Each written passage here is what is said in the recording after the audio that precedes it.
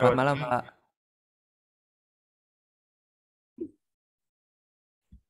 selamat malam Romo Gunawan dan para pemirsa yang tergabung pada malam hari ini. Terima kasih telah menyempatkan waktunya untuk hadir di acara Temu Kebinekaan Agama pada malam hari ini. Saya James Sanyu, mahasiswa FBMRC Angkatan 2021, akan menjadi moderator pada acara Temu Kebinekaan Agama pada malam hari ini. Pemirsa, secara singkat, saya akan mengenalkan Romo Gunawan selaku narasumber agama Katolik pada Temu Kebinekaan Agama saat ini. Romo Gunawan sebelumnya pernah menempuh perguruan tinggi di Universitas Taruman Negara sebagai sarjana ekonomi, tetapi kemudian melanjutkan pendidikan formal filsafat di Notre Dame de Namur di Belgia. Kemudian melanjutkan pendidikannya di Prodi Teologi Seminari Tinggi Providentia di Surabaya. Beliau saat ini bekerja sebagai pastor mahasiswa Keuskupan Surabaya, pastor kampus Unika Dharma Cendika Surabaya, dan sebagai dosen pastor rekan Saint Yakobus Surabaya. Tadi merupakan sebagian dari perjalanan Romo yang sangat luar biasa.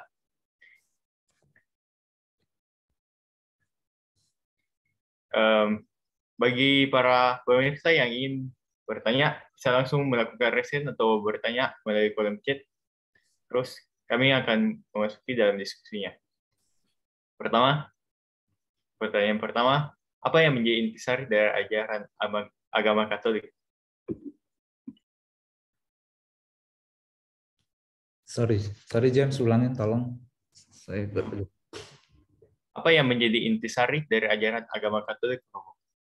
Oke, malam teman-teman semua ya. Ajaran Gereja Katolik itu ada 3 pilar, khususnya yang pertama kitab suci, magisterium, gereja, dan tradisi suci gitu. Kitab suci tentu saja karena kitab suci adalah satu sabda Allah gitu ya. Jadi Gereja Katolik juga menganggap ini sesuatu yang penting. Lalu ada tradisi suci gitu ya, di mana tradisi suci ini mengambil dari tradisi-tradisi para rasul.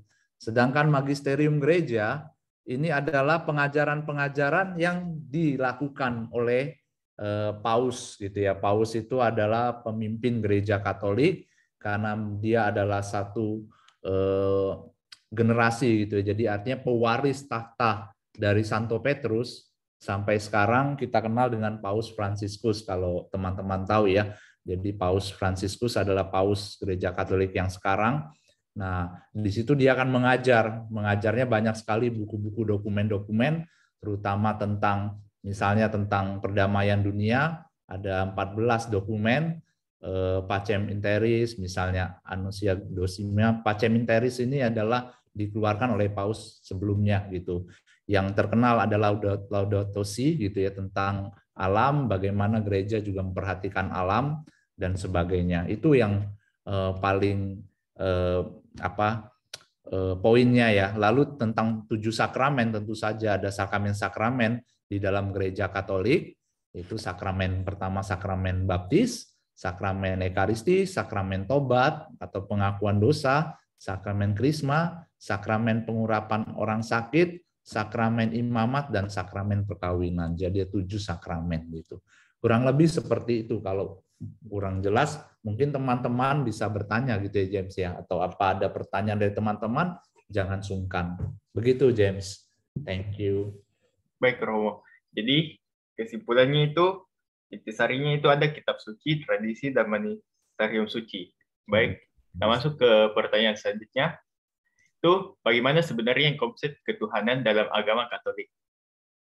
Baik, konsep ketuhanan agama Katolik tentu saja sama seperti saudara-saudari Kristen. Gereja Katolik mengenal adanya Allah Tritunggal, yaitu ya Allah itu satu dalam 3 pribadi, yaitu Bapa, Putra, dan Roh Kudus gitu. Jadi konsep ketuhanan seperti itu, dan kami mengakui dan mengimani itu sebagai dasar acuan gitu ya, sebagai Allah Tritunggal gitu. Jadi kami melihat bahwa Allah Tritunggal itu gitu, sama seperti saudara-saudari Kristen.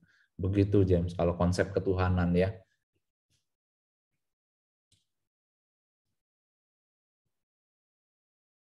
Baik, jadi kesimpulannya itu konsep ketuhanan dalam agama Katolik itu sama dengan Kristen, yaitu Allah Tritunggal. Oke, kemudian kita masuk ke pertanyaan selanjutnya. dalam agama Katolik, apakah ada kepercayaan akan kehidupan setelah kematian? Tentu saja ada, karena setiap agama saya pikir juga ada satu konsep ini ya. Karena kita mencari, kalian kalau yang udah masuk agama juga kan religion itu sudah tahu ya, bahwa ada satu konsep kematian dan juga kehidupan kekal. Jadi di dalam gereja Katolik itu ada konsep yang namanya, pertama ada 3 gereja ya sebenarnya. Gereja yang di dunia ini yang sekarang berziarah, lalu gereja yang ada di api penyucian, dan gereja yang ada di surga. Jadi ada kehidupan kekal tentu saja. Setelah kematian, orang-orang akan memasuki kehidupan kekal namanya. Lalu bagaimana api penyucian? Api penyucian dalam konsep Katolik itu adalah masa penantian. Dalam arti bisa saja orang itu langsung masuk surga, tetapi dalam jadi bukan tempat ya. Kita nggak bisa bilang itu tempat. Jadi api penyucian itu adalah tempat, bukan tempat, tapi adalah keadaan di mana orang itu menanti untuk disucikan terlebih dahulu supaya bisa masuk ke dalam kerajaan surga. Tetapi kalau hidup kita baik-baik saja, maka ya tentu saja langsung masuk surga, dan kita harapkan itu semua. Begitu, James. Baik, jadi kesimpulannya itu ada kehidupan setelah kematian. Oke. Terus kemudian ada pertanyaan. Malam saya ingin bertanya, mengapa Katolik melakukan doa ditujukan kepada Bunda Maria? Baik, teman-teman, gereja Katolik tidak pernah menyembah, sekali lagi ya, menyembah Bunda Maria. Tidak pernah sama sekali gereja Katolik menyembah. Tetapi kami menghormati Bunda Maria sebagai Bunda kami, karena dia juga telah mengatakan, Yesus sendiri mengatakan, jadi melalui perantaraan dari Bunda Maria, kami dihantarkan kepada Yesus sendiri. Sama seperti Yesus di kayu salib mengatakan seperti ini kepada Santo Yohanes ya, muridnya gitu ya, ketika dia disalib di Yohanes, dia katakan dalam Injil Yohanes, dia katakan, "Ibu, ini anakmu. Anak, ini ibumu." Dan sejak saat itu Yohanes mengambil Maria sebagai ibunya untuk dia tinggal bersama dengan Maria. Dan sejak saat itulah gereja secara tradisi ya mengimani ini, karena tradisi suci tadi ya bukan sebatas sebagai kitab suci, tetapi tradisi suci mengatakan bahwa dialah ibu kita. Jadi gereja bukan menyembah tapi menghormati Bunda Maria sebagai bunda yang suci, bunda yang perawan, bunda yang terberkati. Dan juga kita ambil kenapa kok melewati perantaraan Bunda Maria? Karena kita percaya Bunda Maria bisa mengantarkan doa-doa kita kepada putranya. Sama seperti dalam mujizat di Kana ya, mujizat perkawinan di Kana, itu ketika itu Bunda Maria, Yesus itu kan ke tempat perkawinan ya. Lalu yang punya perkawinan itu kehabisan anggur. Kalau teman-teman yang ingat, yang Kristen pasti tahu Injil ini. Lalu dia katakan, Bunda Maria hanya mengatakan seperti ini kepada Yesus. Dia katakan begini, mereka kehabisan anggur, kata Bunda Maria ya. Sejak saat itu Yesus mau mengatakan, mau apa daripada aku ibu, karena waktuku belum tiba. Tapi Bunda Maria tidak berkata apa-apa, lalu dia menyampaikan kepada pelayan-pelayan yang ada di perkawinan Kana itu, dia katakan, apa yang dia katakan kepadamu, lakukanlah itu. Lalu Yesus mengatakan kepada pelayan, ambillah tempayan, penuhilah isinya dengan air. Lalu ketika itu juga dia mengucap syukur, dan tempayan-tempayan itu menjadi anggur gitu, air menjadi anggur gitu ya. Itu jadi kami tidak pernah menyembah atau ya doa, tapi kita melalui perantaraan Maria, maka kita gereja Katolik percaya bahwa doa-doa kita akan terkabul. Begitu dihantarkan. Begitu James. Baik, jadi kesimpulannya itu Bunda Maria itu tidak pernah disembah, tapi menghormati untuk bisa menjadi perantara. Oke. Kita masuk ke pertanyaan selanjutnya. Kenapa gereja Katolik menolak perceraian? Sorry, gimana? Kenapa gereja Katolik menolak perceraian?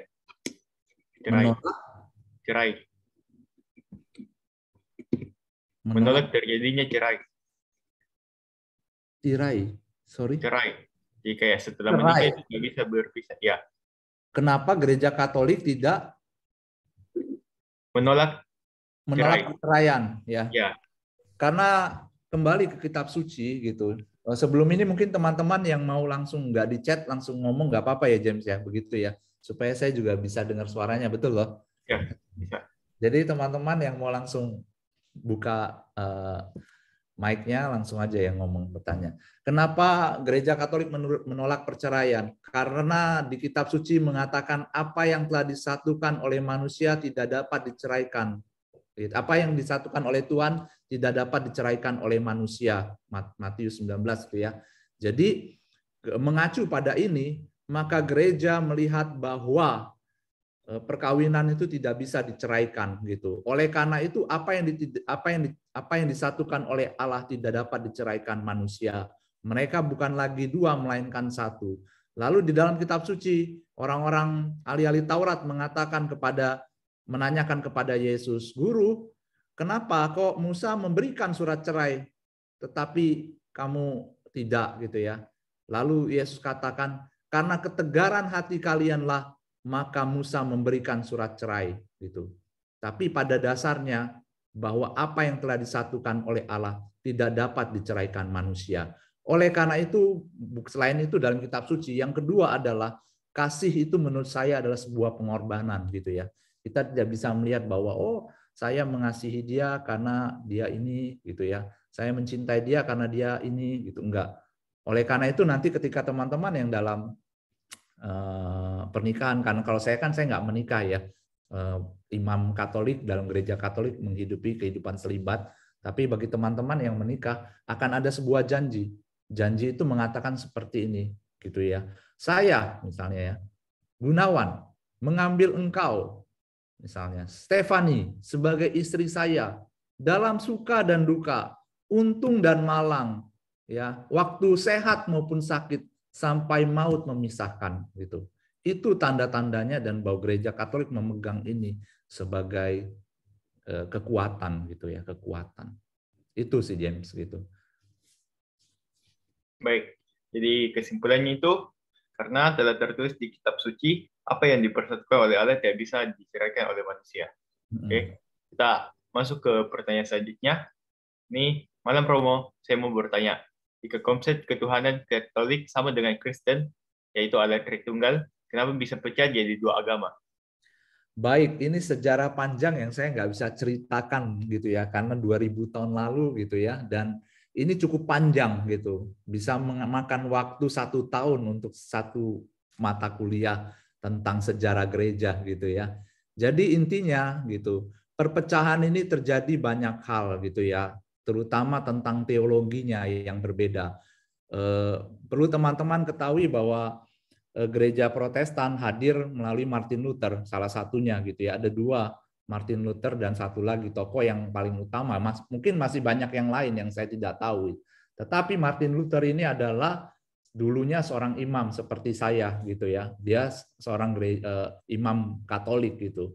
Lalu memisahkan diri gitu karena mereka bahwa ada beberapa ide atau gagasan yang tidak sesuai yang dia lihat di dalam gereja Katolik gitu, dan akhirnya terpecah gitu ya, dan juga masing-masing mempunyai satu. Dan kita tahu juga bahwa teman-teman Kristiani juga ya mempunyai banyak denominasi ya, ada hampir 1000 denominasi, artinya Kristen yang terpecah-pecah gitu ya. Tetapi dalam gereja Katolik ya hanya satu dia, karena kita melihat kepausan Roma gitu. Jadi ya mungkin lebih banyak gitu ya. Tentang teologinya tentu berbeda. Kalau di Kristen, teologi Kristen adalah sola scriptura, hanya iman, hanya kitab suci, sola gratia, hanya rahmat, dan sola fide, hanya iman. Kalau di dalam gereja yang tadi saya sebutkan 3 pilar, masih banyak lagi ya gitu. Yang penting dalam intisarinya perbedaan ini terletak di dalam konsep pilar kebenaran tadi ya.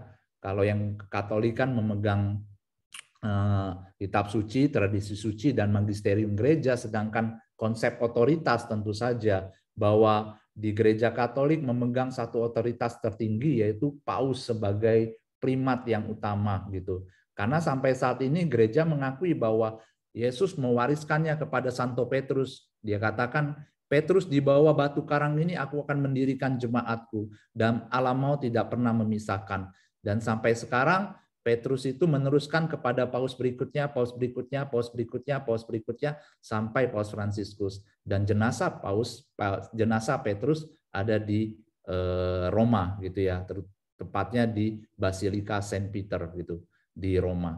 Itu lalu konsep eklesiologi tentang konsep gereja, lalu sakramen dan liturgi. Sakramen di gereja Katolik ada 7, sedangkan di Kristen mungkin hanya baptis dan perkawinan gitu ya. Konsep keselamatan dan juga mediasi, begitu. Kurang lebih seperti itu sejarahnya gitu. Kenapa bisa terjadinya perpecahan. Tapi memang saya akui masih banyak lagi karena ada tahun berikutnya, tahun ini, tahun ini, tahun ini gitu ya, yang tidak bisa disebutkan satu persatu gitu di tempat ini gitu. Gitu James. Thank you Baik, Jonathan. terima kasih. Jadi kesimpulannya itu terjadi perpecahan akibat adanya perbedaan teologi. Ya. Kemudian kita masuk ke pertanyaan selanjutnya. Malam Romo, izin bertanya Romo. Maaf jika misalnya pertanyaan agak kurang ajar. Kalau bisa bilang nggak Cem? Nggak apa-apa, saya hanya poin tahu namanya aja, kalau boleh ya. Kenapa? Nama yang menanyakan siapa? Budi Herwanto. Budi Herwanto ya. Budi Herwanto ya. Oke, silakan. Ya. Maaf jika misalnya pertanyaannya agak kurang ajar. Jikalau apa yang disaktikan Tuhan tidak bisa dipisahkan oleh manusia, mengapa tidak bertanya saja ke Tuhan? Apakah ada adat yang bisa dipakai sehingga pemisahannya kembali ke tangan Tuhan? Nggak ada ya. Dalam arti ini memang kan dari kitab suci sudah dikatakan gitu ya. Kitab suci ini bukan berbicara tentang manusia saja, tetapi juga ini satu sabda gitu, Budi ya. Dalam arti kalau adat gitu ya, kayak misalnya adat-adat tertentu, kayak saya tahu bahwa di Flores itu sebelum menikah di gereja, mereka sudah bisa menikah dulu gitu ya, tinggal bersama-sama gitu loh. Dan gereja Katolik ini menyesuaikan, tetapi bukan untuk melonggarkan dalam arti apa? Oh berarti mereka tidak sah, enggak. Tetap mereka harus mengikuti proses gereja kanonik. Kanonik itu adalah penyelidikan, lalu persiapan pernikahan selama 14 kali pertemuan dan sebagainya gitu ya. Tetapi karena ini sabda Allah gitu ya, kitab suci gitu, yang kita tahu bahwa kebenarannya gitu dari Allah sendiri gitu yang mewahyukan kepada murid-muridnya. Jadi ini yang terjadi gitu. Oleh karena itu ini nggak hanya Yesus sendiri mengatakan, karena dalam hukum Taurat juga ya, dalam kitab Kejadian juga kita tahu proses penciptaan gitu ya. Bagaimana Allah menciptakan suami istri gitu ya, laki-laki dan perempuan. Pertama laki-laki dulu diciptakan, lalu dia melihat bahwa laki-laki tidak baik sendirian, oleh karena itu dia menciptakan dari tulang rusuknya, gitu ya. Tentu saja bukan secara harfiah ya tulang rusuk ya, mungkin itu. Tapi mau mengatakan bahwa wanita dan laki-laki itu sederajat, sama gitu, kodratnya sama, bagaimana bertindak juga sama. Jadi ya tidak bisa kita mengacu pada adat tertentu gitu loh, tradisi-tradisi tertentu. Begitu jawabannya. Kurang lebih Budi, kalau kurang jelas boleh ditanyakan lagi ya. Terima kasih. Baik Romo, kita masuk ke pertanyaan selanjutnya. Malam Romo, saya Felicia Margaret ingin bertanya, apakah semua Romo dalam agama Katolik memang diharuskan hidup selibat? Apa yang menjadi dasarnya? Baik, hidup selibat ini semua imam di Katolik memiliki ini tanggung jawab, ada 3 kebenaran Injil ya. Yang pertama selibat, yang kedua adalah kesederhanaan, dan yang ketiga adalah ketaatan gitu ya. Dasarnya apa? Dasarnya tentu saja ada di kitab suci. Ketika Yesus mengatakan dalam perceraian gitu ya, melanjut dari perceraian itu, bahwa bagaimana mungkin orang itu bercerai gitu ya, karena dia ditentukan satu. Tetapi ada orang gitu, dia katakan, Yesus katakan, tetapi ada orang gitu ya, tetapi ada orang yang memang memilih gitu ya untuk tidak menikah karena kerajaan Allah gitu ya. Karena kerajaan Allah. Jadi memang dia memilih gitu. Jadi saya memilih gitu ya. Memilih untuk hidup selibat gitu. Karena memilih untuk kerajaan Allah gitu ya. Lalu yang kedua, ada dasarnya juga gitu ya, bahwa kita melihat bahwa di surga itu tidak ada nikah dan dinikahkan gitu ya. Jadi orang hidup kudus. Dalam arti para imam, biarawan, biarawati di gereja Katolik yang tidak menikah ini menjadi contoh bagaimana kehidupan di surga gitu. Sebagai dasar ya, kehidupan surga itu seperti apa. Jadi disitulah dikatakan dasar-dasarnya gitu ya. Kalau mau lihat ininya saya bisa cari ya itu. Jadi kurang lebih itu, James. Jadi ada beberapa pertanyaan Yesus juga. Lalu yang ketiga, kenapa alasannya yang mudah? Mudah sekali secara logika, karena ini memang nggak lahir dari sejak awal gitu ya. Tetapi gereja melihat bahwa orang yang tidak menikah akan melayani dengan sepenuhnya gitu ya.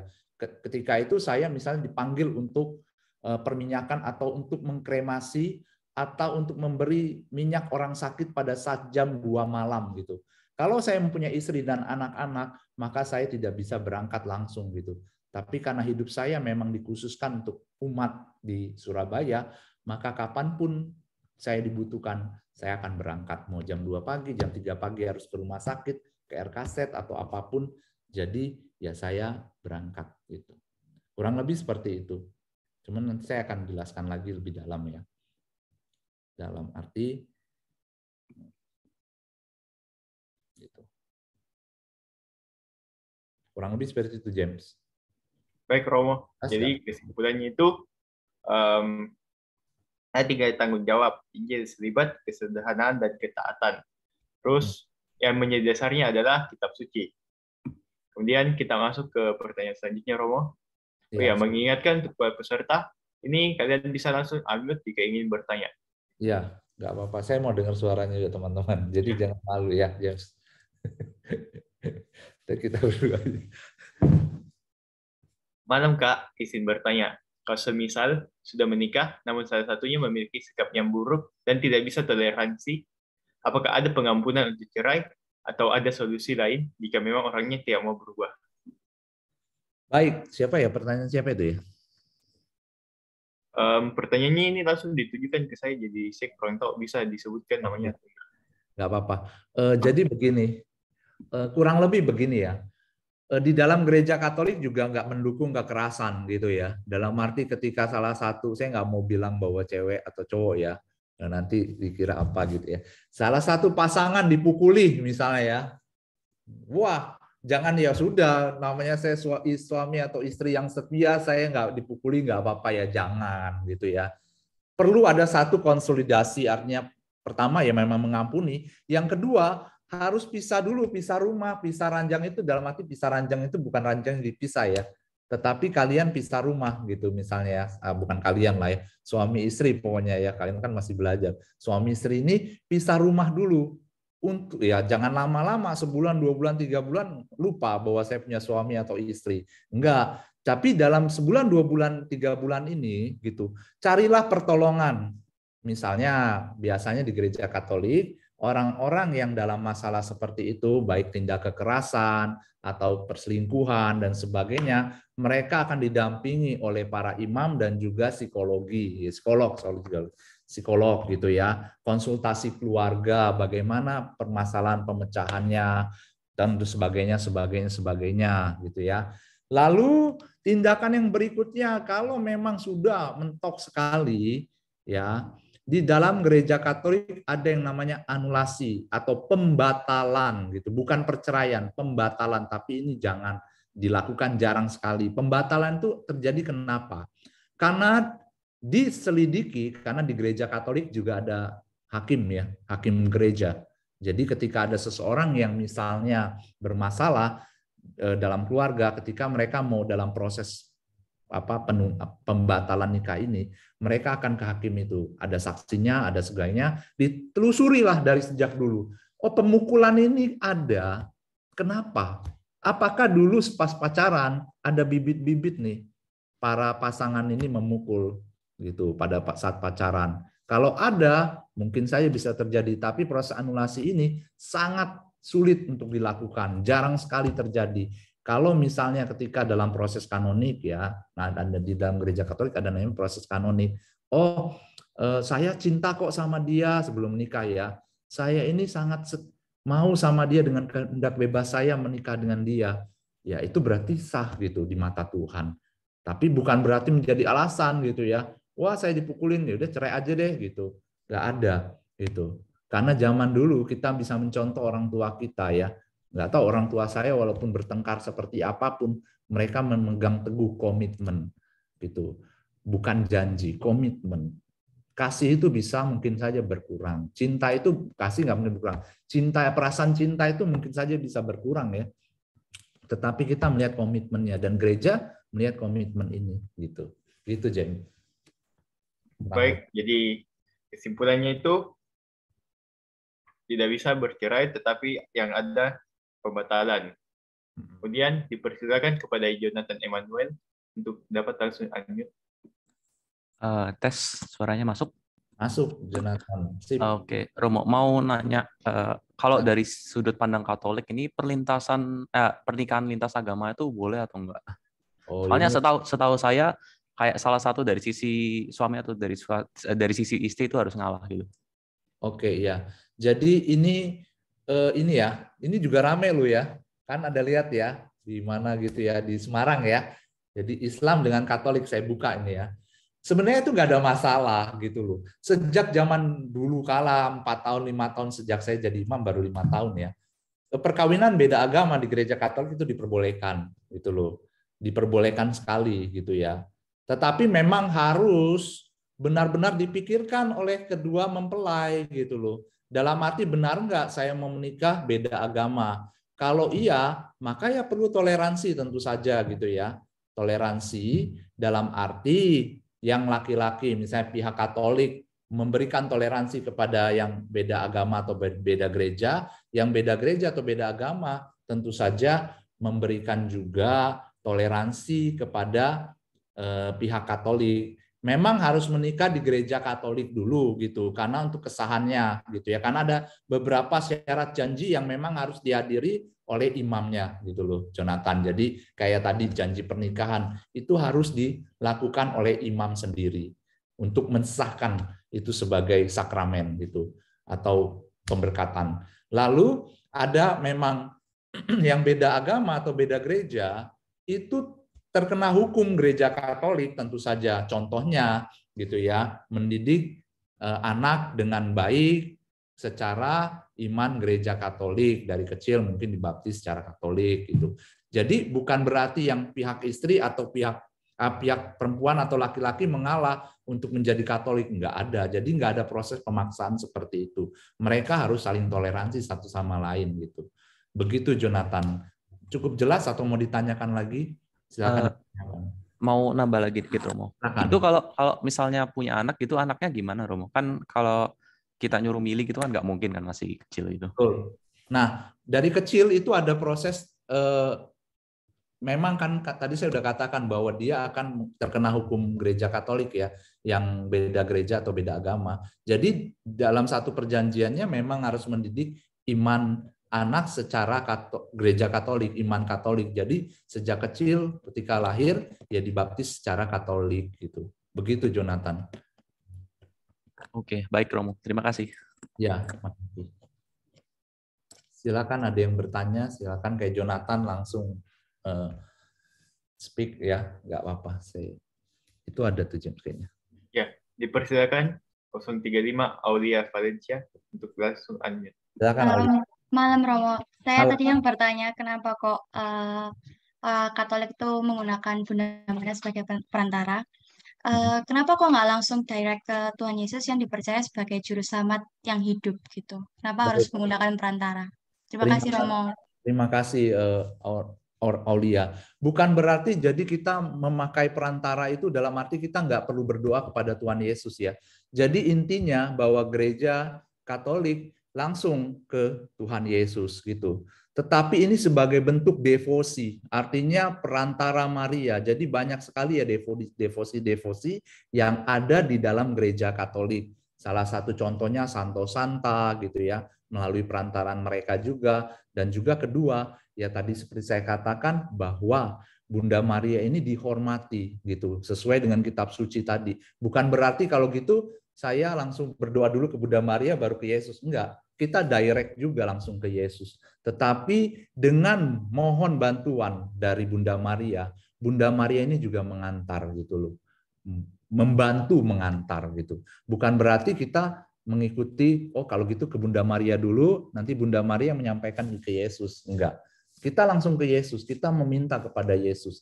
Tetapi alangkah baiknya gitu, bahwa ada bantuan gitu ya, kayak misalnya ya, kalau kalian tahu untuk harus kemana naik perahu itu, naik motor lah misalnya, naik motor itu bisa aja tujuannya ke sana gitu. Tetapi alangkah baiknya kan, kalau ada mobil, ada motor, ada apapun, itu bisa dijadikan salah satu tempat untuk bisa cepat sampai gitu. Nah begitu juga, bukan berarti gereja Katolik, oh kalau gitu perantaran Maria aja, enggak juga gitu loh. Langsung ke Tuhan Yesus. Bunda Maria sebagai penghormatan dan juga sebagai perantara saja gitu. Gitu Aulia. Makasih Romo. Ya, sama-sama. Baik. Kita masuk ke pertanyaan selanjutnya. Izin bertanya Romo, bagaimana jika seseorang membunuh karena terpaksa? Apa ada pengampunan yang diberikan atau keringanan?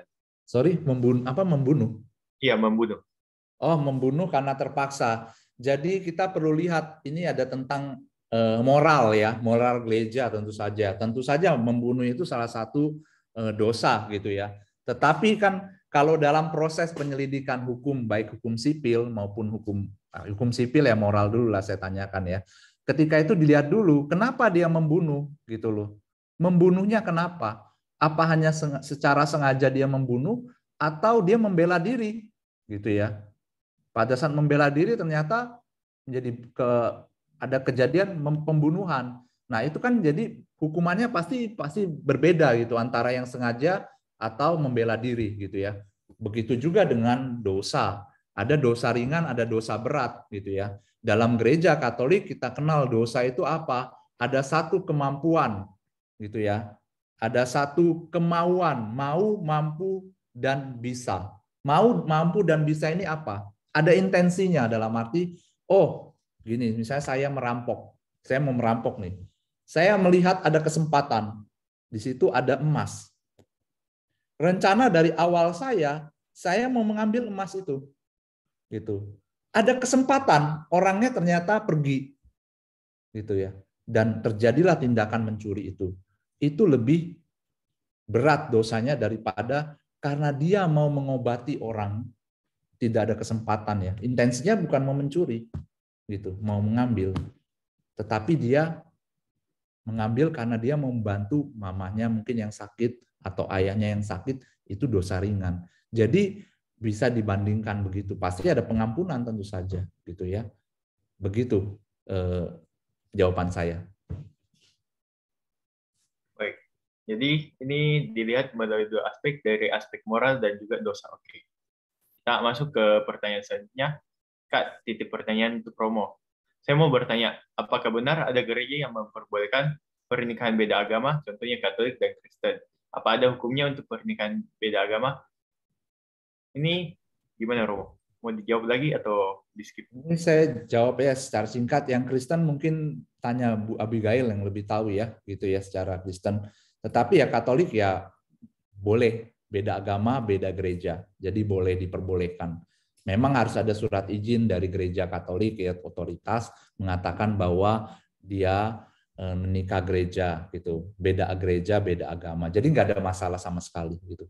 Harus kompromi aja. Yang pertama misalnya kayak di kejadian Semarang itu kan rame, padahal itu menurut saya biasa aja. Saya sama Mas Gus Aan juga ketawa-ketawa aja gitu ya. Gus Aan kan juga usah dia ketawa-tawa aja, itu mah nggak masalah gitu loh. Dari dulu kami sama Mas Gus Aan juga sudah kayak saudara gitu ya. Gus Aan sering main ke paroki, main sama romo-romo, jadi nggak ada masalah. Itu hanya sebuah dipanas-panasin aja, nggak ada masalah gitu loh. Dalam arti ya gereja Katolik menghormati setiap agama gitu ya, dan hak asasi manusia mau menikah dengan siapapun juga gitu ya, asal memang dari pacaran itu sudah tahu ya. Kalau beda memang agak sulit ya, dari yang seiman aja agak sulit gitu ya, dalam arti mencocok-cocokkan.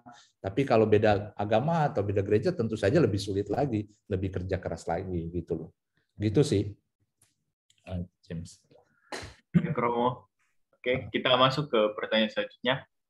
Malam Romo, saya Michelle ingin bertanya. Dalam Katolik, setahu Michelle ada sakramen tobat atau pengakuan dosa. Itu apa boleh dijelaskan dan apakah dalam Katolik dosa ada levelnya? Oh, dosa ada levelnya gitu ya. Yang terakhir itu saya kayaknya udah jawab ya, ada dosa ringan, ada dosa berat ya.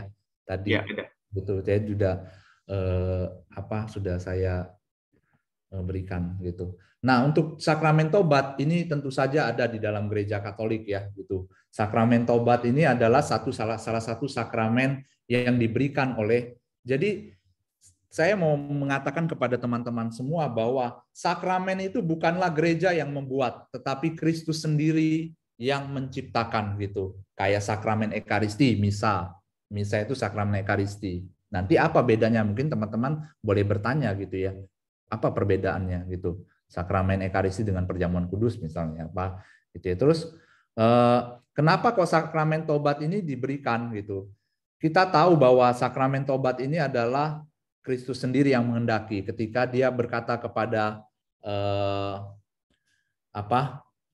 Petrus, dia kata, apa yang kamu ikat di bumi akan terikat di surga gitu ya. Kalau kalian ingat ya. Gitu. Jadi sakramen tobat ini diberikan memang salah satu sakramen oleh gereja supaya diberikan kepada orang-orang yang mengakukan dosanya kepada imam gitu ya. Dan percaya juga bahwa selain tradisi suci, kitab suci, tadi kitab suci sudah saya katakan ketika Petrus katakan, engkaulah Petrus, karena di batas batu karang ini akan memberikan jemaatku, lalu kunci surga akan kuberikan kepadamu, apa yang kamu ikat di bumi akan terikat di surga. Dan secara tradisi sakramen ini diberikan gitu ya, diberikan. Oleh karena itu ini menjadikan salah satu tempat. Yang kedua, dengan sakramen tobat orang semakin hari merefleksikan diri dan akhirnya menjadi kudus gitu. Dan yang ketiga adalah memang pemberian absolusi ini ketika imam itu kayak saya, kayak para uskup dan paus itu seperti wakil Kristus ya. Paus itu sebagai wakil Kristus di dunia gitu. Kristus di dunia dalam arti. Nah, ketika diberikan pengampunan, maka ada salah satu kelepasan dari diri pendosa tersebut itu untuk ternyata dosa saya telah diampuni. Karena ada satu rumusan dikatakan di situ.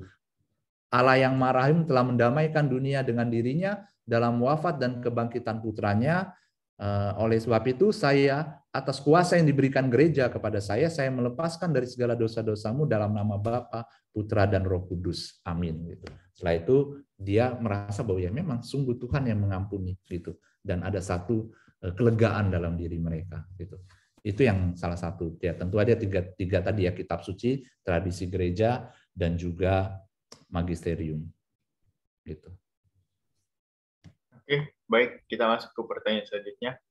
Malam Romo, saya ingin bertanya, apabila ingin berpindah masuk ke agama Katolik, apakah ada ritual-ritual yang harus dilakukan? Kalau dari agama yang berbeda, tentu saja harus ada ritual ya. Pertama harus mengikuti proses pelajaran agama, dalam arti proses pelajarannya kurang lebih 2 tahun gitu ya, 1 tahun setengah, 2 tahun gitu ya. Kenapa? Karena iman itu perlu pengetahuan gitu ya, bukan karena percaya saja gitu ya. Jadi perlu mengetahui juga gitu. Semakin kita mengetahui maka semakin mengerti. Oleh karena itu dalam kelas religion kalian diajarkan ke misalnya iman dan akal budi, nanti dapat kan konsep ketuhanan gitu ya. Benar nggak Tuhan itu hanya dipercaya saja atau memang harus pakai ilmu pengetahuan gitu ya. Kalau kalian nonton Atheist Delusion gitu ya, itu kan kalian bisa melihat bahwa memang iman itu perlu ada satu pengetahuan gitu, ada satu supaya kita juga mengerti memang iman itu di atas segala-galanya gitu ya. Akal budi tidak mampu karena akal budi terbatas. Oleh karena itu ada proses pembelajaran. Untuk mengenal gereja Katolik perlu juga mengenal apa yang ada di dalam gereja Katolik sih, supaya benar-benar oh ya saya siap, saya mau menjadi anggota gereja Katolik dan saya mengimaninya gitu. Jadi 2 tahun nggak hanya saya percaya Tuhan Yesus, saya percaya gereja Katolik langsung dibaptis, nggak bisa seperti itu. Itu yang pertama. Lalu yang kedua ya prosesinya ya nanti setelah mengikuti katekumen ya satu tahun atau 1,5 tahun, maka akan dibaptis pada hari raya malam Paskah. Malam Paskah ini di mana Yesus menenggelamkan dirinya yaitu ya dan bangkit gitu. Jadi ada prosesinya gitu ya dalam hal ini gitu. Itu sih. Baik, jadi kesimpulannya itu harus ada pembelajaran agama kurang lebih 2 tahun. Kemudian akan dibaptis pada malam Paskah. Oke, Romo? Betul. Nah, masuk ke pertanyaan selanjutnya. Malam Romo, saya mau bertanya dan mengetahui lebih dalam mengenai puasa novena dan puasa lain dalam agama Katolik, serta bagaimana puasa itu berlangsung. Puasa novena maksudnya ya? Iya. Jadi ya kekuatan dari novena lah ya, saya bisa mengartikannya seperti itu ya, James ya. Betul nggak yang menanyakan ya itu ya. Jadi novena ini sekali lagi merupakan sebuah devosi gitu ya, devosi. Jadi tidak ada keharusan untuk melakukannya gitu loh. Baik dilakukan novena ini, biasanya kami mengadakan novena Hati Kudus Yesus misalnya ya. Kenapa kok ada novena Hati Kudus Yesus ini? Karena ada sejarahnya teman-teman gitu, dan ini kisah nyata gitu ya, bahwa ketika tahun 1500-an ada seorang suster yang sekarang menjadi santa, ada di Perancis, namanya Santa Maria Margaret Alacoque gitu ya, memberikan satu doa devosi adorasi namanya penyembahan pada sakramen Maha Kudus. Tiba-tiba Yesus hadir di sana gitu. Yesus hadir di sana dengan mengeluarkan hatinya yang masih berdenyut. Lalu Yesus itu mengatakan kepada Santa Maria Margaret Alacoque ini dengan mengatakan, ini hatiku yang sangat mencintai dunia manusia, tetapi banyak manusia yang masih meragukannya atau mengacuhkannya gitu. Sehingga ketika itu Yesus sendiri mengatakan kepada Santa Maria Margaret Alacoque gitu, gunakanlah ini setiap Jumat bulan pertama, persembahkanlah dirimu kepada hatiku yang maha kudus. Sehingga makin lalu ya, makin beranjak, ada namanya novena. Novena itu adalah 9 kali gitu ya. Jadi didoakan 9 kali berturut-turut selama 9 hari gitu. Kuasanya ya sama aja dengan doa-doa lain gitu. Kalau didoakan dengan penuh iman, maka ya berhasil. Cuman kalau novena hanya dilakukan dengan tidak penuh iman, dalam arti ya biasa, memang kayak kewajiban, ya saya rasa ya tidak, ya kuasanya kurang gitu ya. Oleh karena itu Allah melihat hati, bukan melihat bagaimana kita berdoa gitu. Walaupun kita berdoa 5 menit dengan hati, tetapi 1 jam dengan ya tidak sungguh-sungguh, ya Allah melihat hati. Jadi kuasa itu tergantung Tuhan. Saya nggak bisa mengatakan wah novena ini berhasil, enggak. Tetapi ya imanilah itu ketika berdoa, maka novena itu menjadikan suatu yang luar biasa gitu. Begitu. Jadi didoakan 9 kali berturut-turut di hari yang sama. Itu 9 hari berturut-turut ya novena. Begitu James kurang lebih kuasanya. Oke, baik. Jawab ya teman-teman. Saya mau mengatakan kalau memang kurang jelas boleh ditanyakan lagi gitu ya James ya. Ya. Jadi nggak tahu benar nggak, maksud saya apa yang saya jelaskan ini kalian masuk nggak gitu loh, apa kurang jelas gitu. Selain kayak Jonathan tadi ya kayaknya nanya lagi nggak apa-apa gitu. Dan diingatkan kembali bagi para peserta yang ingin bertanya secara langsung, bisa bertanya secara langsung dengan cara raise hand. Oke, kita lanjut ke pertanyaan selanjutnya. Malam Romo, saya ingin bertanya, kenapa agama Katolik biasanya berdoa dengan teks atau yang sudah tertulis di buku-buku doa? Baik, makanya tadi saya bilang kan kami mengimani tradisi suci ya. Bukan berarti harus di teks itu aja gitu yang kita turuti gitu. Teks itu membantu untuk berdoa gitu ya. Tetapi gereja Katolik juga berdoa secara spontan gitu ya. Kayak saya tiap malam juga saya berdoa secara spontan gitu. Tetapi beberapa teks itu hanya membantu untuk berdoa gitu, untuk berdoa, dan ada beberapa teks yang memang ditulis oleh para bapak-bapak gereja, oleh santo-santa yang sungguh indah sehingga dijadikan contoh bagi kita untuk berdoa gitu. Kayak Mazmur misalnya, kitab suci Tuhan Yesus mengatakan, misalnya, saya akan mengajarkan kalian berdoa, Bapa kami yang ada di surga, dimuliakanlah namamu. Nah, itu kan kita juga mencontoh ya sebagai doa gitu. Kita doakan gitu. Begitu juga dengan Santo Santa dan sebagainya. Mereka menulis doa itu sudah sungguh sangat indah sehingga itu menjadi contoh. Tapi bukan berarti bahwa doa spontan nggak dipakai oleh gereja Katolik. Enggak. Semua berdoa secara spontan gitu. Atau secara hati tadi gitu. Begitu, James.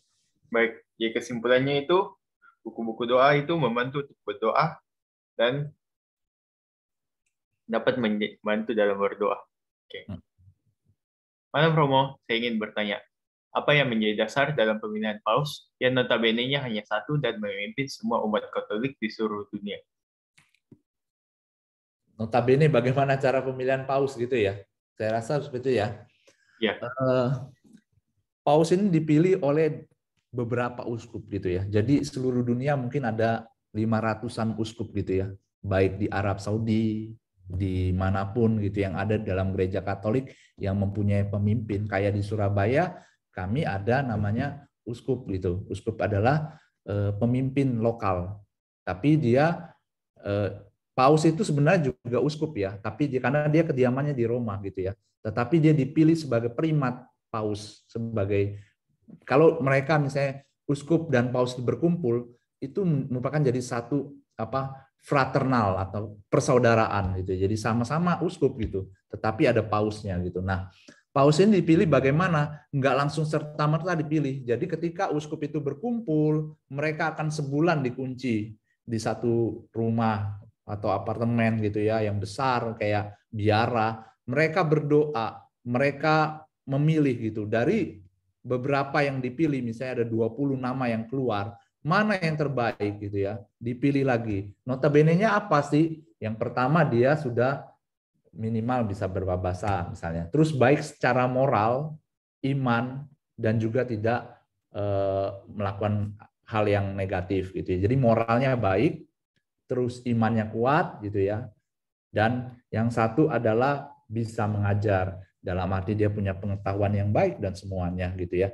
Kemudian ya dipilihlah dari beberapa itu akan dipilih, uskup-uskup ini memilih siapa kira-kira yang baik yang bisa memimpin gereja Katolik.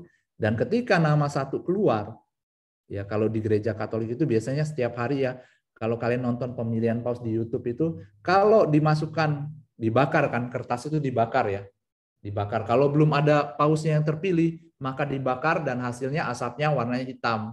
Bukan itu dikasih zat memang hitam. Berarti di luar mengatakan oh belum terpilih pausnya gitu ya.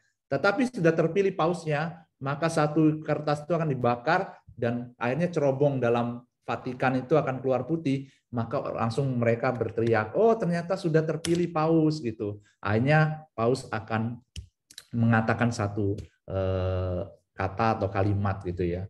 Nah, itu yang terjadi. Jadi notabene-nya dia harus sehat juga, punya pengalaman, moral baik, pengetahuan baik dan sebagainya. Masih banyak yang lain. Gitu. Begitu James kurang lebih. Felicia mungkin siapa? Baik Romo, terima kasih. Oke, dipersilakan ke C. Felicia Margaret untuk bertanya. Ya, malam Romo. Itu tadi kan saya yang tanya. Ya. Nah, saya mau melanjutkan pertanyaan yang tadi. Pernah nggak sih kayak dalam sejarah ternyata Romo yang terpilih itu kayak kurang tepat atau kurang sesuai gitu? Bisa terjadi gitu. Bisa terjadi gitu. Kita melihat ya dari dulu ya, ketika itu gereja Katolik itu adalah sebuah kerajaan. Jadi raja sekaligus uskup gitu. Tapi berjalan waktu langsung dipisahkan, nggak ada lagi agama urusan negara, negara urusan agama gitu ya. Sekarang mungkin Felicia tahu ya bahwa di dalam gereja Katolik itu di dalam Roma, jadi negara dalam negara gitu ya. Vatikan itu satu negara sendiri gitu yang kecil dan dia mengaspirasikan juga moral-moral hak asasi manusia, saintifik dan semuanya. Jadi ada bagian-bagiannya tentang ilmu pengetahuan saintifik moralnya ini, tentang ini. Jadi bisa terjadi, tetapi gitu loh. Kami percaya bahwa yang dipilih menjadi paus karena kardinal-kardinal itu berdoa dalam 1 bulan di tempat yang sama, memohon Roh Kudus, ya, berbicara, Tuhan berbicara, maka kami juga percaya bahwa yang dipilih oleh uskup-uskup di seluruh dunia, di negara-negara yang ada di dunia ini, itu yang terbaik dan itu merupakan suara dari Allah sendiri. Sehingga yang dipilih, ya kami percaya adalah paus yang baik gitu. Sehingga, dan saya selama 2 periode ya, maksudnya dari saya lahir sampai sekarang ya, sudah 3 periode, 3 ganti, 3 paus. Pertama, yang satu adalah Santo Yohanes Paulus II. Yohanes Paulus II ini sangat baik sekali gitu. Dia mengampuni orang yang menembaknya gitu kan. Salah satu contoh yang baik. Yang kedua, Paus Benedictus Emeritus, sekarang dia mengundurkan diri karena kesehatan, lalu di penggantinya adalah Paus Fransiskus, dan Paus Fransiskus ini sungguh baik juga gitu. Jadi selama saya dari lahir sampai sekarang menemukan bahwa paus yang dipilih memang yang terbaik. Bisa saja mungkin salah, tapi sangat jarang sekali karena kami percaya bahwa yang dipilih adalah dari Roh Kudus gitu. Allah sendiri yang berbicara kepada para uskup gitu. Begitu, Feli. Oh, baik. Terima kasih, Romo. Ya. Oke, kita masuk ke pertanyaan selanjutnya. Jika seseorang sudah dibaptis, apakah bias berpindah ke agama lainnya? Terima kasih. Gimana? Sorry. Kalau dia dibaptis, maksudnya baptis secara Katolik? Ke Katolik. Apakah bias berpindah ke agama lainnya lagi? Oh, kalau misalnya dia dibaptis secara Katolik, terus dia mau pindah agama lagi. Dia mau pindah agama lagi gitu ya. Pertama-tama, hak asasi manusia orang-orang untuk beragama gitu ya. Tetapi dalam baptisan itu adalah kekal untuk selama-lamanya gitu ya. Dalam baptisan itu bukan janji. Kalau kalian lihat ya, bahasa Inggrisnya, ini saya tanya ya, janji itu apa sih? Ada yang mau jawab? Promise kayaknya. Promise ya? Iya. Ada satu lagi yang lebih dalam lagi daripada promise. Apa? Dari bilang promise. Ada satu lagi. Komitmen. Komitmen itu komitmen. Oke, komitmen. Not the commitment. Satu lagi. Selain promise, itu ada namanya covenant. Coba kalian cari. Covenant. Betul?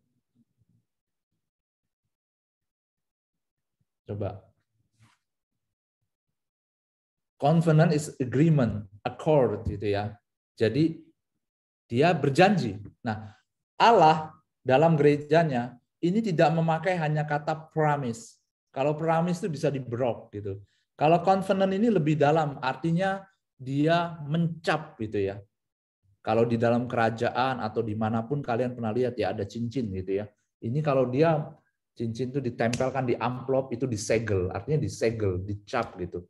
Nah, ini disegel. Jadi sakramen itu bukan lagi sebuah janji, tetapi sakramen ini cap atau segel gitu, yang kekekalannya sampai selama-lamanya, gitu, sampai selama-lamanya. Nah, tetapi ketika orang itu mempunyai niat untuk pindah, ya nggak apa-apa karena itu hak kebebasan manusia. Tetapi melihat lagi kalau gereja Katolik bahwa covenant itu yang utama gitu, apapun yang terjadi gitu. Jadi nggak masalah gitu mas saya, tetapi ingat bahwa covenant tadi. Begitu, James. Mohon maaf Pak, Ya. Apakah saya boleh melanjutkan pertanyaan tadi Pak? Silakan. Oke, mohon maaf Pak sebelumnya saya memotong. Iya. Nggak apa-apa. Untuk pertanyaan tadi, karena kita sudah berjanji dan sudah terikat ya. Terus anggap saja begini, ketika sudah berjanji itu terus merasa ragu dan kita mendapatkan sesuatu yang tidak nyaman begitu. Contoh, anggap saja ada orang lain yang dia mengakunya seperti pemuka agama begitu, terus kita diajari sesuatu gitu, ternyata itu salah dan akhirnya kita kehilangan kepercayaan. Apakah sebuah janji itu masih berlaku atau bagaimana? Maksud Nah, saya itu ya masih terikat gitu loh. iya, baik. Terima kasih. Oleh karena itu, ini kan dalam kasus gereja Katolik ya, gitu. Jadi bukan hanya agama yang kayak sekte gitu ya, Daru ya. Saya panggil kamu Daru ya, nggak apa-apa ya? Ya nggak apa-apa Pak. Sally juga boleh kok Pak. Oh, Selin ya, Daru aja lebih. Maksudnya kayak bukan sekte atau apa yang mungkin itu bisa salah gitu ya. Dan di gereja Katolik tadi kan saya beritahu bahwa bagaimana untuk menjadi gereja mau menjadi agama mau menjadi iman Katolik, mereka harus belajar 2 tahun. Nah, kalau selama 2 tahun itu atau 1,5 tahun mereka kayaknya kok kurang puas, ya mereka boleh keluar gitu loh, supaya enggak kadung janji gitu loh. Karena itu kan kalau janji sama Tuhan ini sungguh-sungguh dipikirkan gitu ya.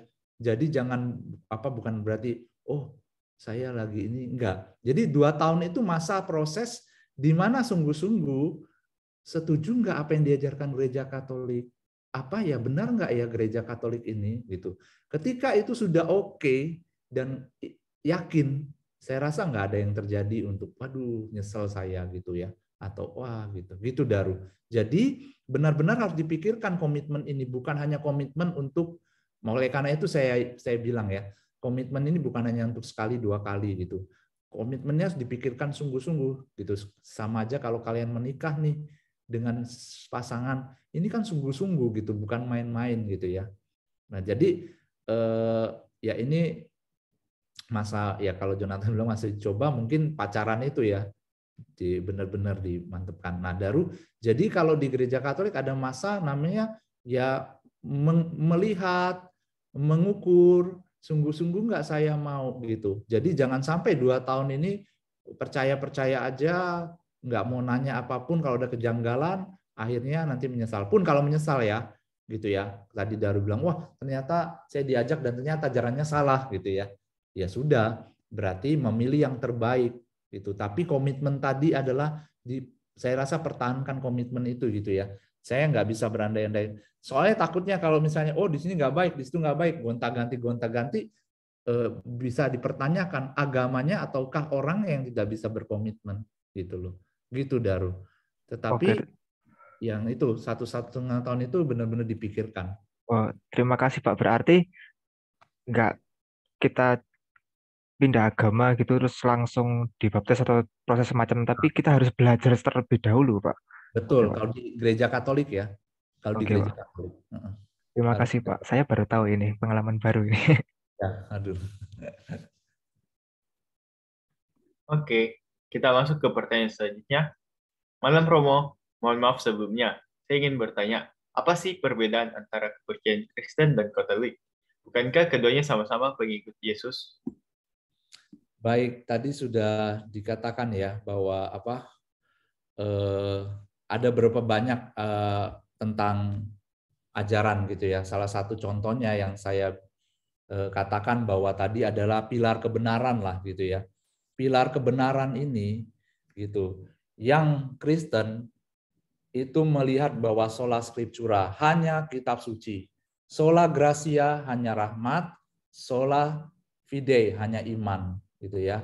Sedangkan di gereja Katolik ada 5 sebenarnya gitu ya kalau mau dilihat ya. Di 5-nya itu apa aja sih Romo gitu. Misalnya bisa aja dilihat gitu ya. Bahwa yang pertama adalah kalau di gereja Katolik ya itu namanya adalah pilar kebenarannya pertama kitab suci. Yang kedua adalah tradisi suci, jadi melihat tradisi suci. Yang ketiga adalah magisterium gereja gitu ya, atau dengan kata lain pengajaran-pengajaran dari paus yang ada gitu. Itu yang ketiga. Ada 5 sebenarnya yang membedakan ya teologi, tentang teologinya, teologi Katolik dan teologi Protestan atau Kristen Protestan. Tetapi bisa diambil intisarinya. Yang pertama konsep pilar kebenaran tadi, yang kedua konsep otoritas. Di gereja Kristen tidak ada otoritas tertinggi. Oleh karena itu gereja Protestan terpecah-pecah menjadi denominasi yang cukup banyak gitu ya. Ada misalnya ya banyak lah, mungkin teman-teman yang dari Kristen nggak hanya satu kan, pasti punya misalnya Kristen ini gitu. Sedangkan Katolik Nggak bisa, karena ada satu primat Gereja Katolik Roma. Peribadatannya pun sama. Saya di sini ketika saya belajar di Perancis, itu sama saja, hanya bahasanya yang berbeda, urutannya sama, pausnya juga sama, dan sebagainya gitu ya. Itu konsep otoritas gitu ya, bahwa paus menghendaki agar gereja bertahan sampai akhir zaman gitu. Dan otoritas ini diberikan kepada para rasul oleh Yesus sendiri gitu ya. Dan para rasul meneruskannya kepada para uskup, yaitu paus. Nah, magisterium gereja. Konsep eklesiologi artinya konsep gereja gitu ya. Eklesiologi bagi gereja Katolik, Kristus mendirikan satu gereja, yaitu gereja Katolik gitu. Konsepnya gereja Katolik ya. Jadi saya tidak bisa bilang ke Kristen gitu. Lalu sakramen dan liturgi. Gereja Katolik mengenal adanya 7 sakramen yang tadi saya sebutkan. Baptis gitu ya, ekaristi, pengakuan dosa, penguatan atau krisma, perminyakan suci, sakramen imamat, dan sakramen perkawinan gitu ya. Sedangkan mungkin gereja-gereja non-Katolik seperti Lutheran itu mengenal hanya sakramen baptis dan perjamuan kudus, misalnya itu ya. Tidak termasuk, mungkin yang lainnya nggak ada gitu. Kurang lebih seperti itu ya. Dan kalau yang lain ya pasti banyak bedanya. Begitu, James. Baik, terima kasih Romo. Oke, kita masuk ke pertanyaan selanjutnya. Malam Romo, saya ingin bertanya, apakah ada hal-hal terkait agama Katolik yang banyak disalahpahami oleh orang-orang, baik yang penganut maupun yang bukan? Baik, saya sekarang penganut dulu gitu ya. Penganut maksudnya gereja Katolik ya, umat ya, gitu ya. Mungkin ada beberapa umat yang tadi melihat bahwa Bunda Maria itu sebagai satu-satunya, gitu. Tapi itu salah, gitu. Begitu juga dengan yang beda gereja bukan Katolik atau mungkin agama yang berbeda, melihat bahwa tadi salah satunya kok gereja itu menyembah Maria dan patung-patungnya, gitu ya. Patung-patungnya juga nih. Banyak yang bilang di gereja Katolik itu banyak patung-patung, lihat di samping saya ya. Kalau ini ya, ada gambar-gambar, ada patung di sini gitu ya. Banyak ya. Nah, kami bukan menyembah patung gitu. Jadi jangan salah. Patung itu hanya sebagai representasi dalam arti membantu ketika berdoa. Dalam analoginya misalnya gitu ya. Ketika kita kangen sama orang tua, apakah di rumah ada foto? Foto orang tua pasti semua ada. Tapi kita nggak menyembah foto itu kan. Kalau saya kangen, saya dari jauh gitu ya. Misalnya saya bukan di Indonesia, saya lagi belajar di luar negeri. Waduh, saya kangen mama saya. Saya tinggal lihat fotonya itu, ada kurang lebih, oh gitu, ada keademan sendiri bahwa sedikit tidak sedikit ya kangennya kurang lah gitu loh. Begitu juga di gereja. Patung-patung bukan menyembah, tapi itu sebagai alat untuk kita misalnya berdoa untuk melihat oh terima kasih Tuhan, untuk membantu lah gitu. Jadi bukan untuk menyembah. Jadi patung itu bukan disembah-sembah gitu ya, bukan. Begitu. Ya, kurang lebih seperti itu, Mas. Mungkin banyak yang lain ya. Oleh karena itu, teman-teman yang punya agama yang lain selain gereja Katolik boleh menanyakan ada kesalahpahaman apa atau kok masa gitu ya? Itu boleh ditanyakan. Untuk itulah tujuannya pertemuan ini gitu. Betul, Jonathan, penggambaran ya. Baik, Romo. Kita masuk ke pertanyaan selanjutnya. Bagaimana perjalanan spiritual Romo hingga bisa memutuskan untuk menjadi seorang Romo? Yang ini ya, nggak apa-apa ya, 5 menit ya. Saya berasal dari Lampung gitu ya, orang keluarga saya beragama Buddhis gitu. Jadi papa saya Taoisme, mama saya Buddhis gitu. Lalu saya dilahirkan di Lampung, masuk sekolah Katolik gitu ya. Lalu saya juga anak yang nakal, cukup nakal lah ya gitu ya dulu ya, kan saya udah agak-agak tua sekarang, seperti kalian lah mungkin gitu ya dulu. Tapi kalian nggak nakal lah ya. Nah, setelah itu saya SMP mengikuti katakumen tadi setahun setengah, lalu saya dibaptis singkat ya, lalu saya masuk ke SMA itu saya lebih nakal lagi, saya ke gereja itu setiap Sabtu Minggu, tapi menurut saya itu hanya kewajiban gitu ya, Jadi saya main biliar sampai jam 2 pagi, 3 pagi, terus pulang, tidur gitu ya, SMA begitu ya. Sampai setelah selesai, saya merasakan Tuhan gitu ya. Maksudnya saya merasakan cinta Tuhan gitu loh. Ada sebuah retret di gereja Katolik, lalu saya mengikutinya. Lalu saya merasa bahwa Tuhan itu sungguh ajaib buat saya. Kenapa? Karena Dia masih mencintai saya orang berdosa ini gitu ya. Siapakah saya gitu ya. Setelah itu saya masuk kuliah. Di kuliah itu saya berjumpa dengan orang-orang yang baik gitu, orang-orang yang seiman. Saya ikut juga namanya keluarga mahasiswa Katolik. Kalau di UC juga ada ya buat keluarga mahasiswa Katolik, KMK namanya. Lalu saya kuliah di Untar kan tadi setelah kuliah di Untar tahun keempat saya rasa saya pergi ke misa. Ya sekarang saya tahu bahwa misa itu ketika saya bertobat itu saya tahu bahwa ke gereja itu bukan suatu kewajiban, tapi itu sebagai keinginan, atau saya nggak mungkin ke gereja karena saya di situ di misa itu kan, kalau di gereja Katolik sakramen Ekaristi itu kehadiran Kristus yang nyata ya, present real gitu, bukan hanya lambang, bukan hanya simbol. Ketika imam itu mengkonsekrasikan roti dan anggur, maka roti itu akan benar-benar menjadi sungguh-sungguh menjadi tubuh Kristus gitu. Itu iman ya. Memang kita makan tetap rasa roti, tapi esensinya, metafisikanya udah berubah itu. Dan itu akhirnya saya ketika diberikan hosti kudus itu, dalam hati saya mau nggak seperti itu gitu, tapi saya menyeleweng gitu, dalam arti menutupi perasaan saya karena saya masih suka perempuan, bukan suka sampai sekarang ya. Nah, itu saya jatuh cinta dengan perempuan gitu ya. Jadi saya pikir wah kalau jadi imam saya nggak akan nikah nih gitu ya. Akhirnya saya tutupi. Setelah itu saya kerja selama 4 tahun di Bandung. Jadi proses panjang ya, bekerja dulu 4 tahun 5 tahun, baru setelah itu saya memantapkan hati itu. Karena dalam perjalanan 5 tahun saya dikerja kok begini-begini aja gitu ya. Hidup saya mau apa? Cari uang aja atau saya mencari suatu hal yang luar biasa dalam hidup saya gitu. Sehingga akhirnya ya sudah, saya memutuskan baik, saya mau ngambil ini. Harus, karena saya kan makin lama makin tua gitu ya. Masa nanti umur 40 baru menikah kan nggak lucu gitu ya. Jadi saya harus tahu dulu benar nggak panggilan saya ini menjadi imam. Setelah itu saya masuk, jadi proses menjadi imam ini nggak gampang gitu ya, harus studi dulu selama 8 tahun gitu ya. 8 tahun untuk menjadi seorang imam. Jadi masuk dulu, saya kuliah di Belgia, filsafat di Belgia, ambil selama 4 tahun di Belgia, lalu pulang ke Surabaya, ya, saya ngambil di STPD itu, Sekolah Tinggi Providensia Dei, teologinya, ya baru saya menjadi imam, ya keterusan akhirnya. Dan Tuhan, saya tahu bahwa Tuhan memanggil saya di sini menjadi seorang imam. Itu. Jadi saya memutuskan, ya sudah tidak menikah. Mama saya nggak setuju ya sebagai kaum muda. Pertama-tama, jadi ketika saya kuliah itu saya bilang saya kuliah koma gitu. Tenang aja saya kuliah.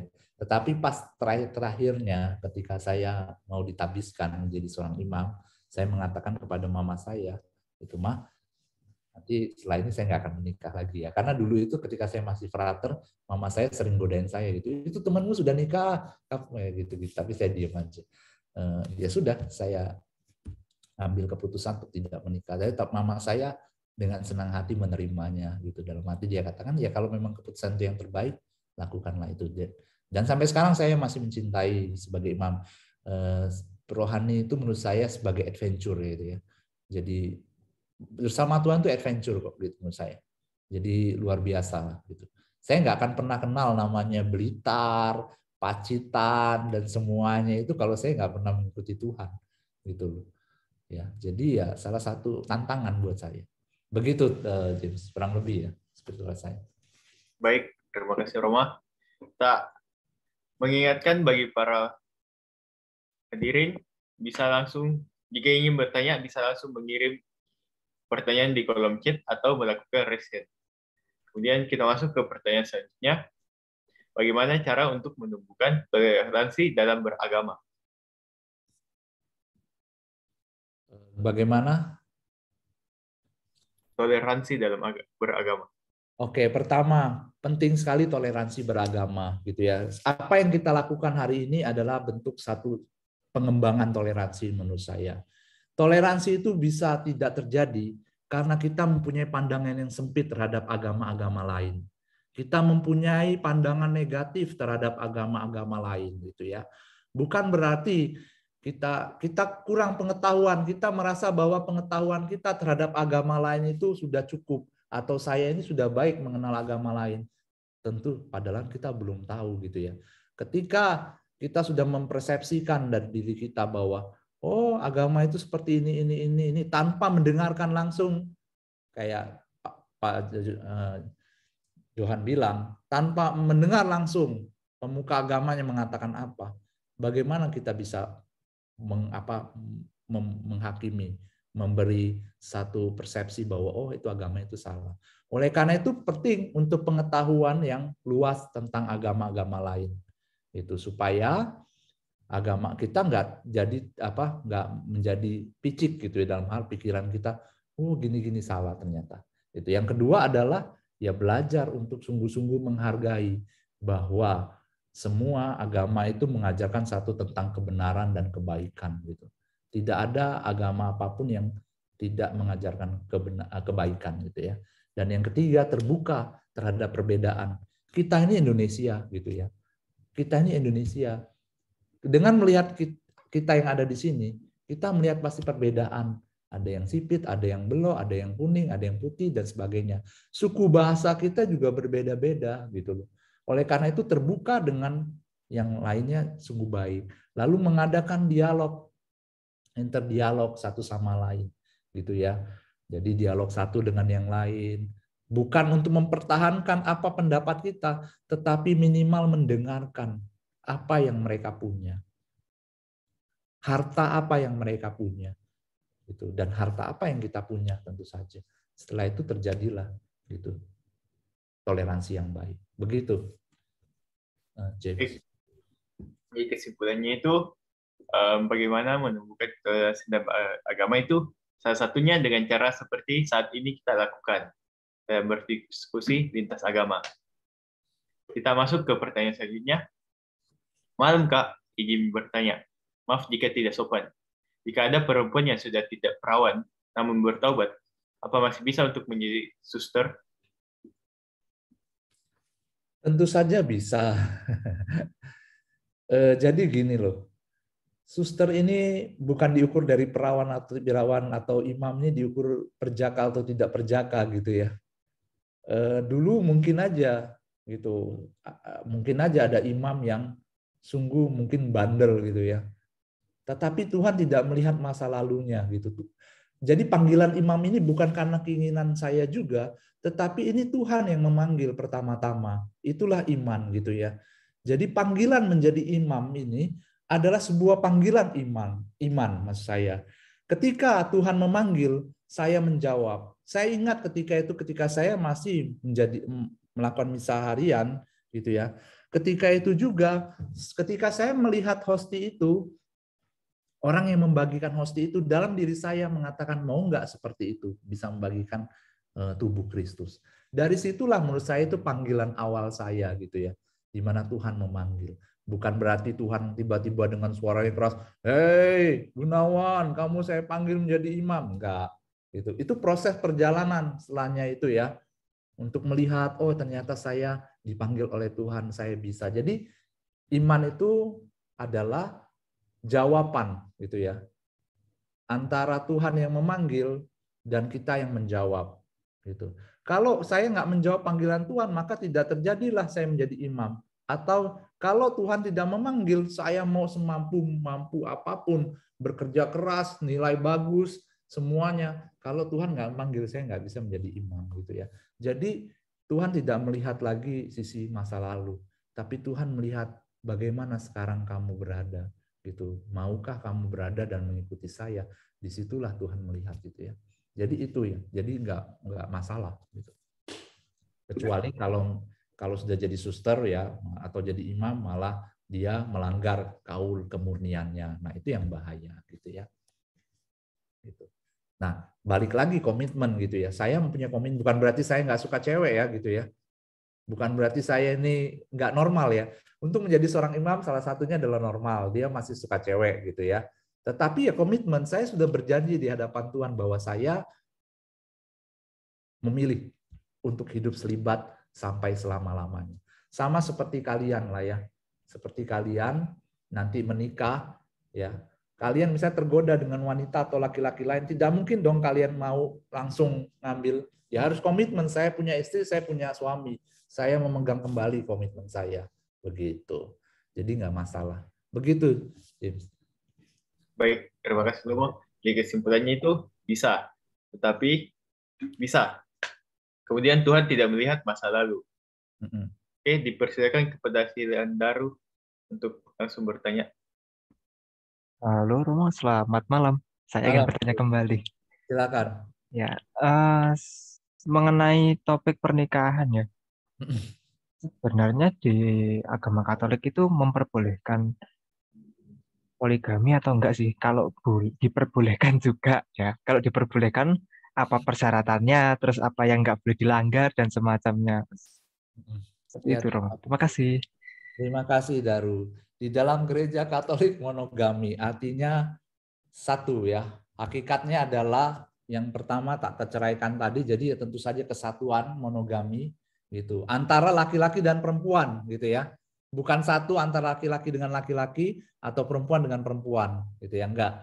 Laki-laki dan perempuan satu untuk selamanya. Jadi enggak ada lagi proses poligami. Jadi harus monogami. Yang kedua, tujuan dari perkawinan gereja Katolik adalah mensejahterakan suami istri. Jadi pertama, saya mau mensejahterakan suami saya dan juga istri saya dalam utung dan malam dan sebagainya itu ya.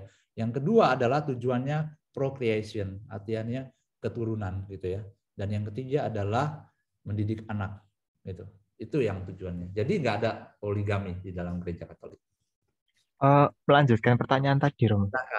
Kalau semisal menikah, terus istrinya meninggal, terus kita boleh menikah lagi nggak? Oh ya, tentu saja. Karena itu diputuskan oleh maut ya.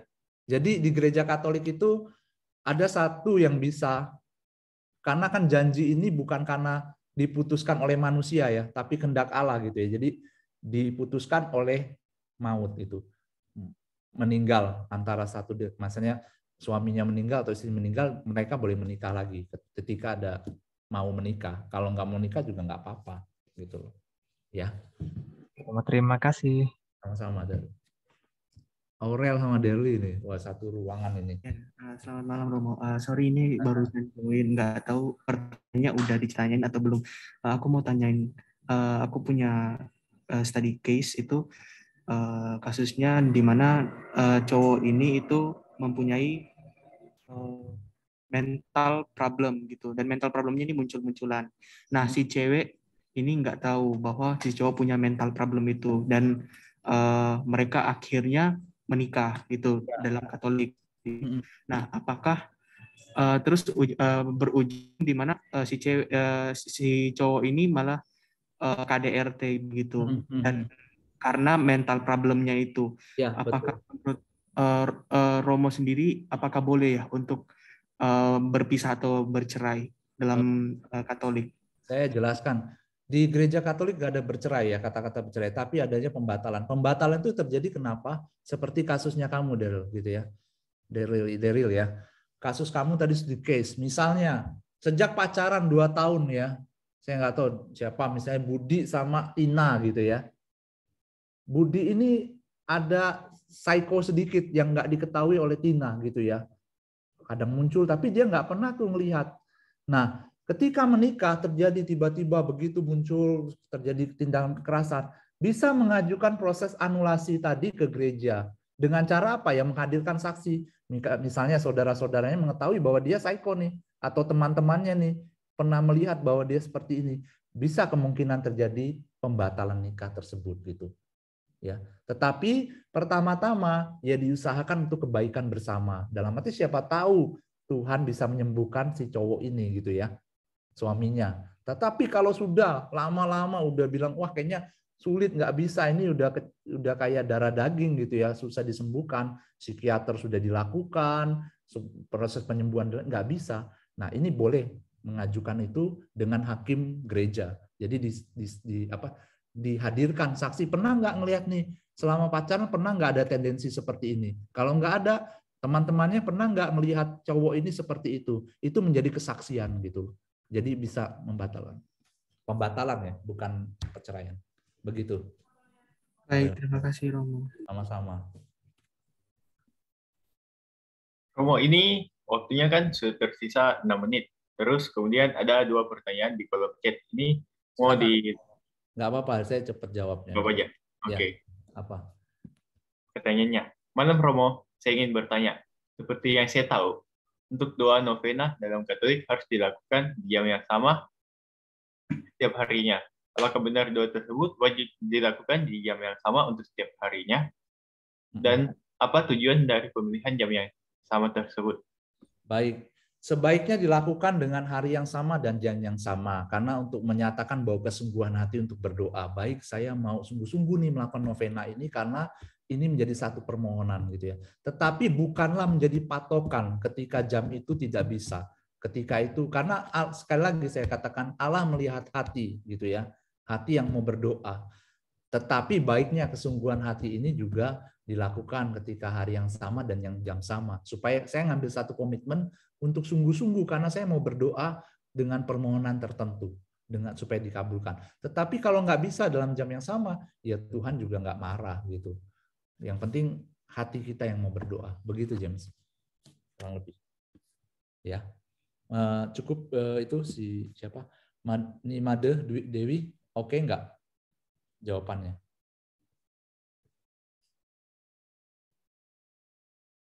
Diketik aja kalau. Jadi tujuan dari pemilihan jam yang sama tersebut untuk melihat keteguhan hati kita karena kita mau berdoa sungguh-sungguh. Tetapi apakah harus sama? Ya enggak juga gitu loh. Ya Allah sekali lagi melihat, Tuhan melihat hati untuk berdoa, bukan melihat jam atau harinya. Begitu James. Oke kata. Baik Romo, kita masuk pada pertanyaan terakhir.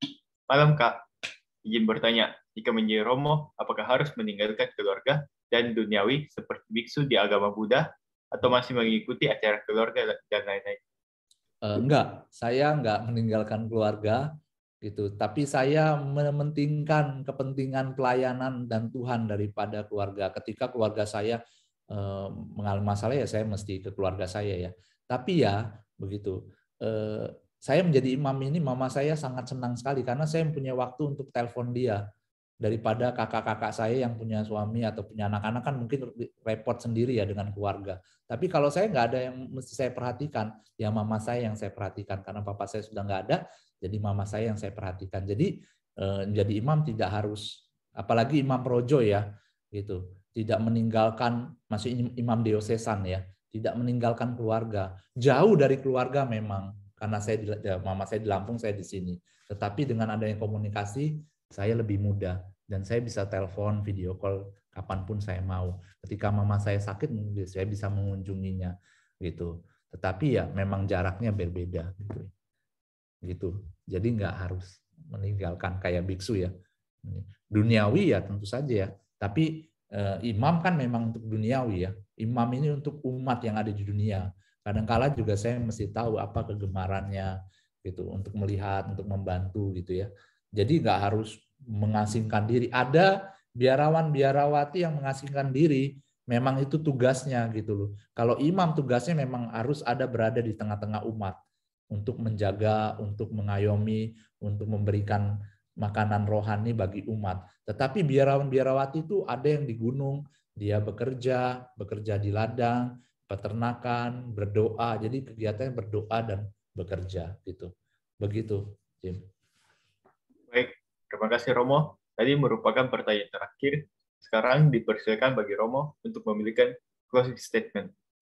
Oke, thank you semua teman-teman yang terkasih yang sudah hadir di breakout room yang Katolik gitu.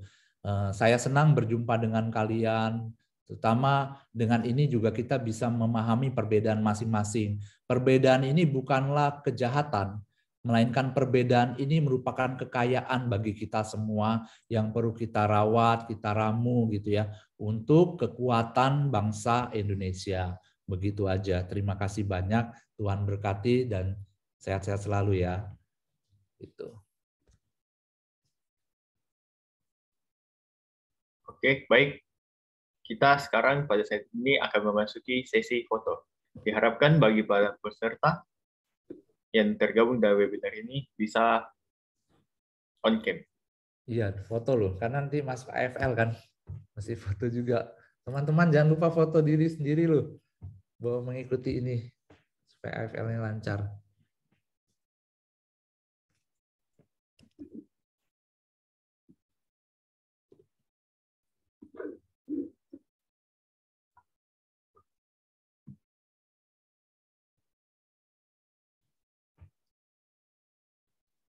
Oke, kita akan menunggu hingga beberapa saat. Yang bisa on cam ya. Terima kasih.